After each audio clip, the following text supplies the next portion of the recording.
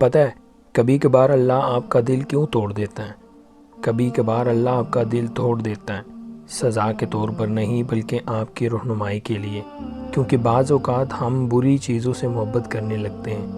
اور وہ چیزیں ہمیں آگے مسلسل تکلیف دینے والی ہوتی ہیں۔ اصل میں یہ وہ چیزیں یا وہ انسان ہوتے ہیں جن پہ ہم اللہ سے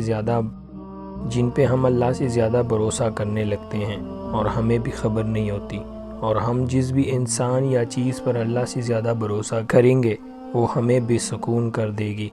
وہ ہم سے ہمارا سکون چھین لے گی۔ کسی بھی چیز سے یا پھر انسان سے محبت ضرورت کے لیے نہیں کی جاتی، اس لیے اللہ ہمارے دلوں کو توڑ دیتا ہے انہی لوگوں اور چیزوں کے ہاتھوں سے جن کے بارے میں ہم سوچتے ہیں کہ اگر وہ نہ ملے تو ہم مر جائیں گے۔ آپ کا دل شروع سے اللہ کے لیے بنایا گیا ہے، اور جب آپ اللہ کی جگہ کسی اور کو دیتے ہیں نا، تب آپ کی زندگی میں درد بڑھ جاتے ہیں، پھر آزمائش آتی ہے، پھر ہمارے ایمان کا امتحان لیا جاتا ہے۔